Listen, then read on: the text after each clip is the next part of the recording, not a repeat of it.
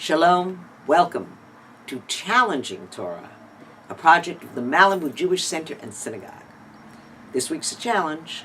It's very hard to take these ancient texts with prohibitions like an eye for an eye and a tooth for a tooth. We know we'd end up blind and toothless. Prohibitions against allowing women to perform roles. Let us remember the entire priestly class does not include women. That's 50%.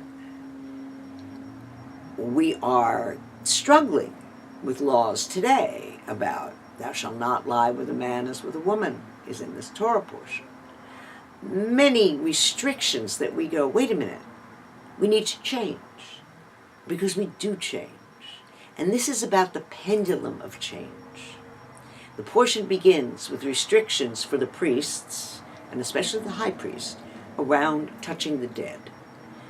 As the pendulum of life swings from birth to death through this phase, touching the dead, because it is the ultimate impurity, is the impurity that priests are to avoid if possible. At the same time, to bury the dead or to perform what we call tahara, which is purification of the dead, is one of the holiest things we can do. We are always touching impurity. We are touching impurity on the outside and touching impurity on the inside of our souls. Our character flaws, the place that our angers make us impure, our evil inclination makes us impure, we are endlessly asked to go back, look at ourselves, and purify. We're blemished. We all are. But the part of this Torah portion that is most difficult is the part about the blemished priest. If a priest is born into the family of Aaron and has a blemish, a man who has a broken-footed or broken-handed or a blemish to his eye or scurvy or his stones are broken, anyone who has any of these, of the seed of Aaron, a blemish, a limp, walks badly, a facial deformation, they are not to offer, quote, the bread of their Lord. It's a function. The whole priestly system, the priest was just part of a ritual. They weren't teachers. They weren't examples. They lived and dressed in a different way. And they were not to have a blemish, just like you don't put a blemished animal on the altar. Well, for us, that's very difficult. And we have come to the place that in this 21st century, we totally are redeeming this piece of text. Number one, for the last 2,000 years, we haven't put out any sacrifices, so it's irrelevant. This entire thing is irrelevant as far as how do you put out a sacrifice. The pendulum has swung the other way to we pray rather than put down a piece of meat. And I think that's where God wanted us to go. And now we look at all of these restrictions about leadership in the rabbi, priest, community leader role. First of all, women.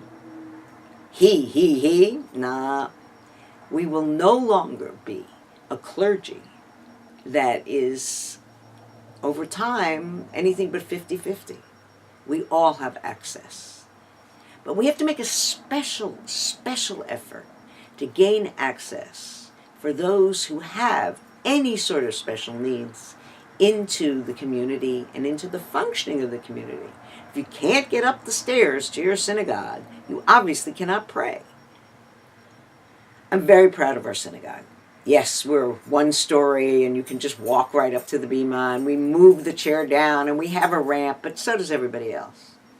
But we have gone out of our way, thanks to the leadership and guidance of our cantor, Marcelo Gindlin, to do an incredible program here called Hand in Hand that I'm very, very proud of. This weekend, for instance, we will be doing, next Shabbat actually, a twinning bar mitzvah of a special needs young man who is pre-verbal and a young man who is mainstream and having his bar mitzvah a little later. I think he's 16. They have entry into the community just because they didn't do it at the right moment in the right shaped body? Of course they do. We have a program after school once a week where mainstream kids and special needs kids come together and pray and celebrate and make challah and enjoy being part of a community. It isn't just not to forbid, but to include.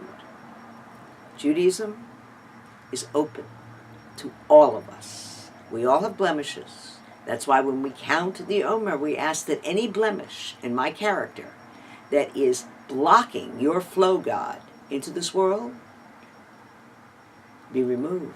Help me in my process of becoming a better human being, because through my blemish, I'm going to find my strength. May you continue to count the Emor through this period of Shavuot, and may we all embrace each other in an accessible community. Shabbat Shalom.